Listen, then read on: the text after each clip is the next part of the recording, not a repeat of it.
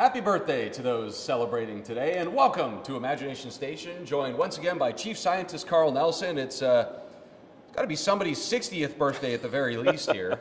What are we doing today? We're going to do a follow-up to a demonstration or experiment that we did a few weeks back with the candle in a jar. A 13 Action News follow-up. Okay, so I've gotten lots of feedback from people, and that is a little bit confusing. And so I thought we should do it again and talk about it in a little bit more depth. So here I have this massive candle, right? I'm going to stick it in a tray of water. I colored the water blue just so you can see it easier, okay? And so what I'm going to do is I'm going to take this vase, this jar, and just stick it over the burning candle, and we're going to see what happens with the water level. Now, if our videographer can get in really tight down here, I want to see what happens really close. So much wax going on. That's okay. All we need is the heat from the candle, okay, or the candles. So here we go. I'm just going to hold this over it. I'm going to drop it down and cover it up. Woo! Oh, it broke a little bit of a seal or something like there, but I think it got a piece of wax right under it. But it did. You could see the principle of it, though, coming up. Exactly, and the principle is the thing we're talking about. Many people have this misconception that the candle flame consumes all the oxygen. Oxygen is like 21% of the atmosphere, and therefore the water level will come up like 21%.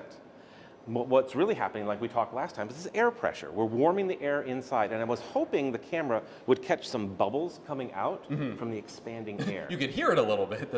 You could hear it. Well, it pulled up way more than 20%.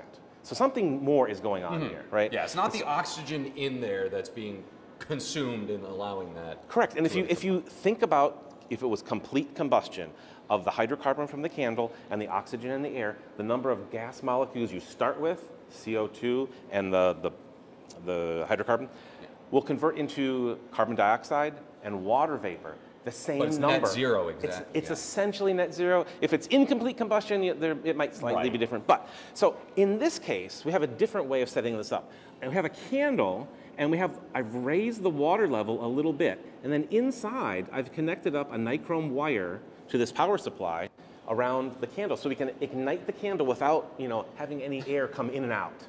Okay, it's a closed system. That's such a little like mad scientist tinkering in the lab. It's not my idea, okay? But so check out. It's your handiwork. The water level is right here. I'm going to turn on the power supply. The wire's going to get really hot inside, and we should begin to ignite. See the filament right there. Okay, the candle's burning. burning. Oh yeah, perfect. Wow. Candle's burning. Watch the water level. It dropped.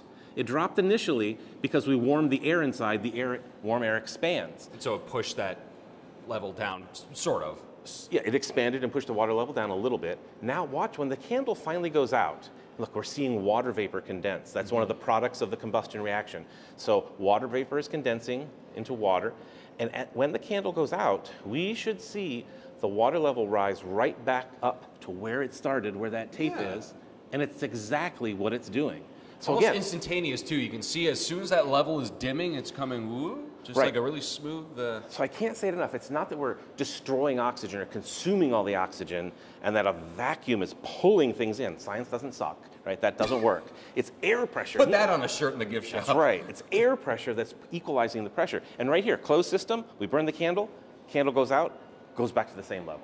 Fantastic. So it's a little bit of a different way of looking at, like you said, that experiment that we did was a month or two ago now, where we kind of had this in principle, but proving basically through experimentation that it's maybe not what you think it is, or what a lot of the TikToks going around are saying. Some of these viral videos. These viral videos are really embedding like incorrect concepts out there, and so we're trying to I know the feeling.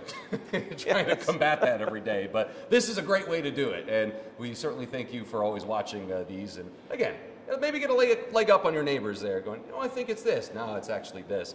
Fantastic stuff and news you can use. I'm Dan. That's Carl. That is how you imagine it.